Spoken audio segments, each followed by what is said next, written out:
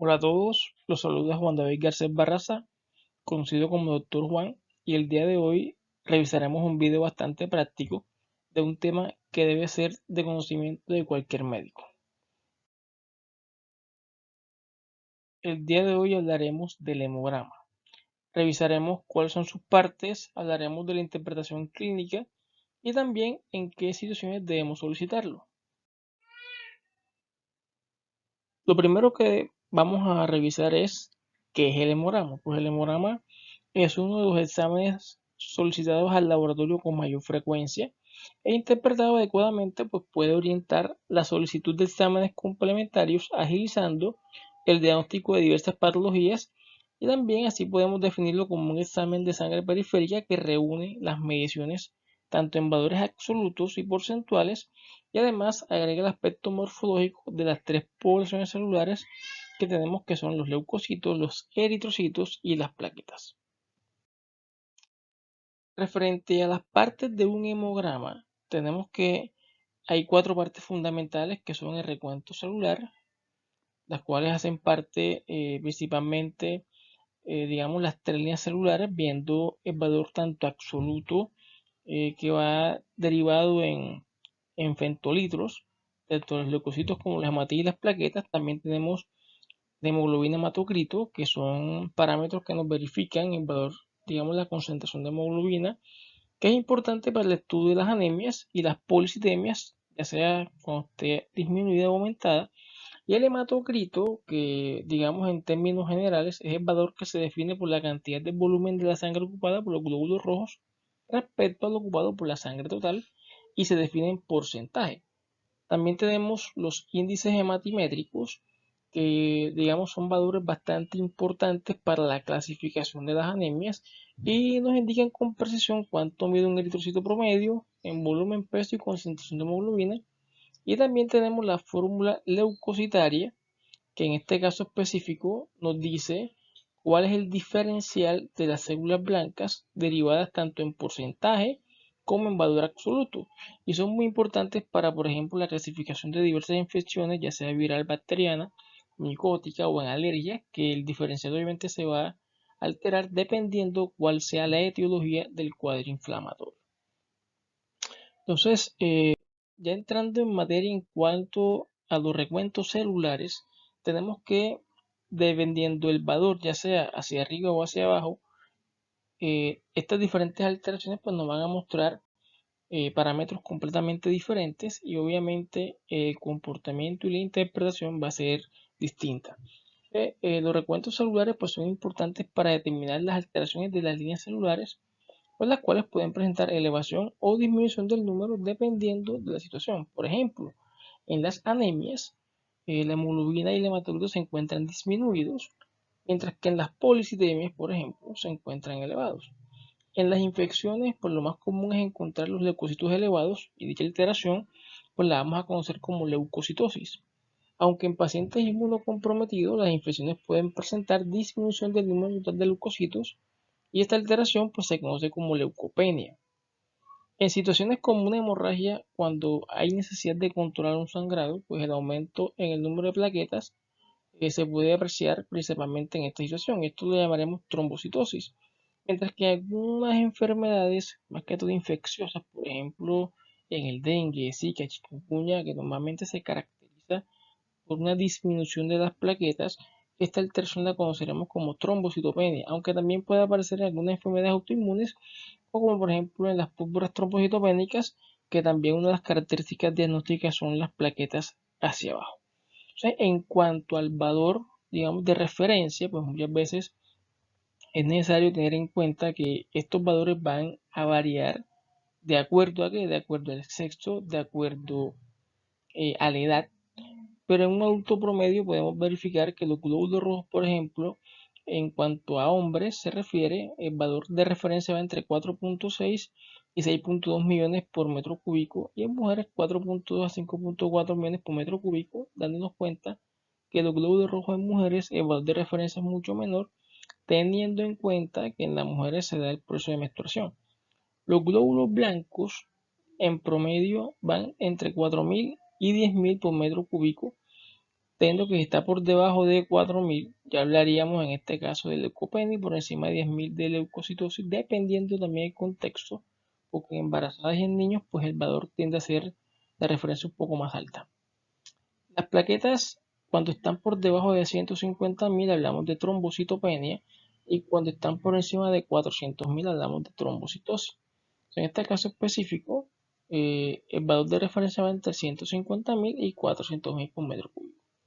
Y en cuanto a la hemoglobina, tenemos que los hombres pues manejan una hemoglobina un poco más alta que la mujer, entre 13.4 y 17.6 gramos por decilitro, y las mujeres entre 12 y 15.4 gramos por decilitro. Todo que esté por debajo de este valor, anemia, y lo que esté por encima de este valor, pues lo llamaremos policitemia.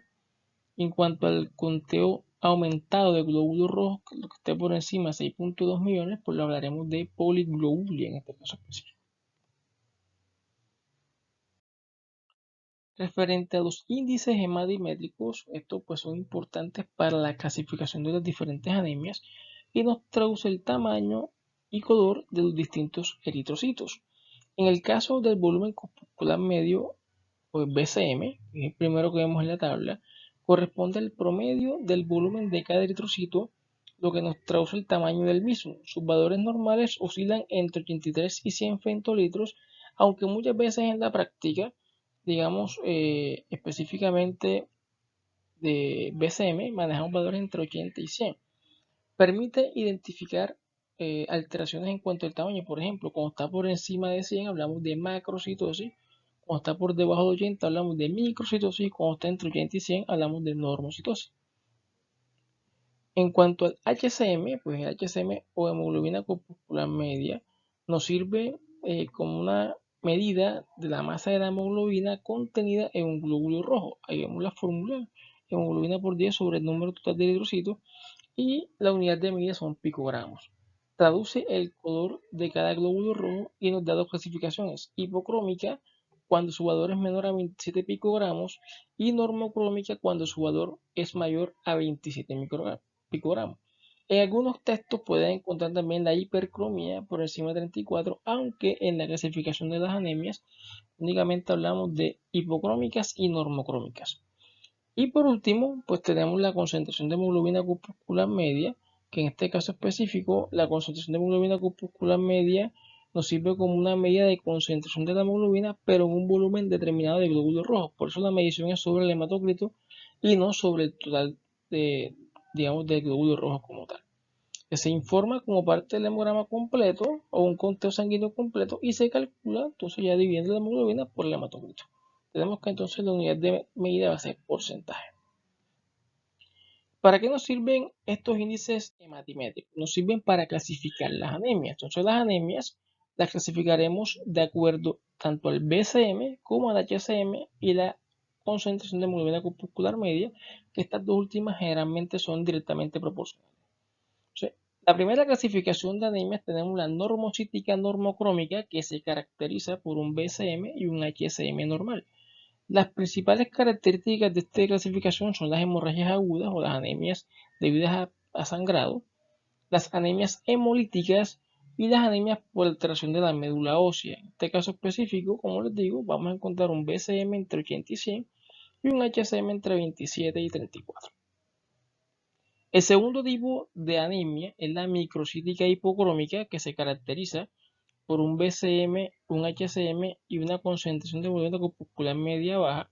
Y aquí, digamos, el ejemplo más grande es la anemia ferropénica, que generalmente es una anemia carencial, derivada de pacientes desnutridos, pacientes con poca ingesta de hierro, o también las talasemias, que, digamos, en cuanto a diagnóstico diferencial, en este caso específico, de una anemia microcítica hipocrómica, a veces es necesario hacer estudios ferrocinéticos como la ferritina, y si encontramos que la ferritina está normal, descartamos en este caso la anemia ferropénica. O sea que la anemia ferropénica normalmente se caracteriza por tener un BCM y un HCM bajo y una ferritina baja. Entonces, en caso de una ferritina normal, el diagnóstico que de pronto más nos llevaría a pensar es una talasemia, pero para confirmar la talasemia es necesario hacer otros estudios como una electroforesis de hemoglobina.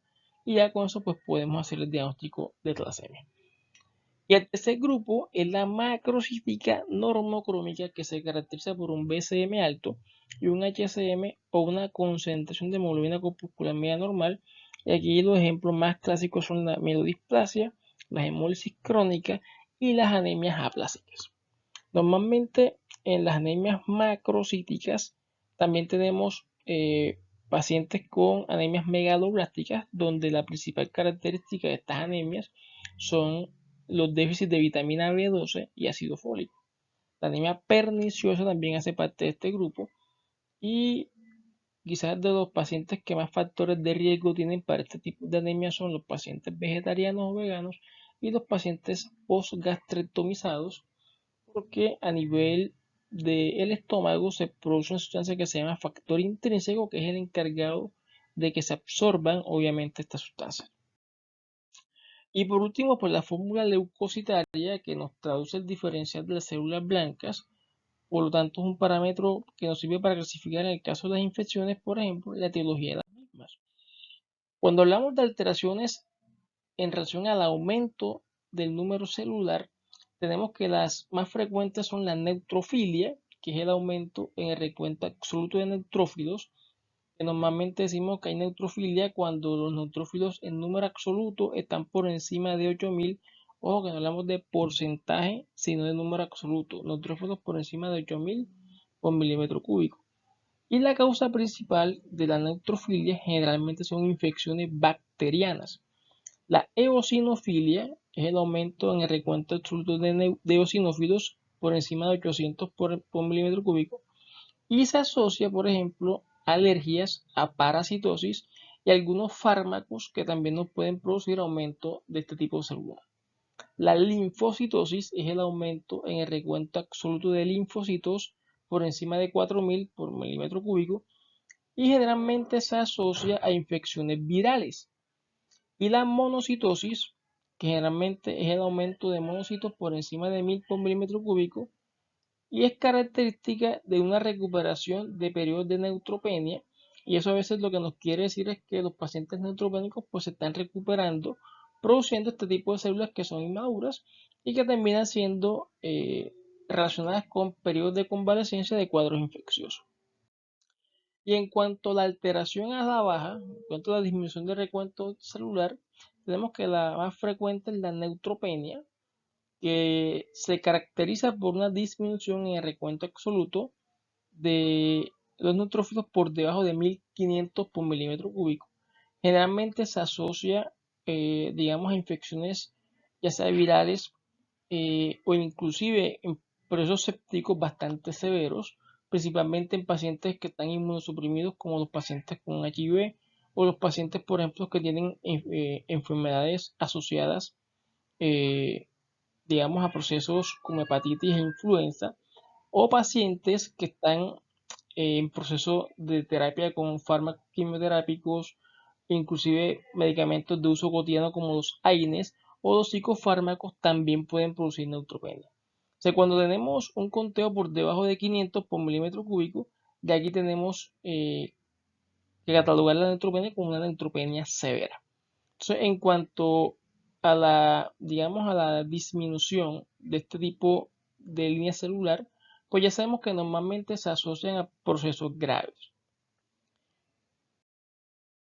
Bueno, espero que te haya gustado esta pequeña revisión. Si te gustó el video, pues ayúdame compartiéndolo.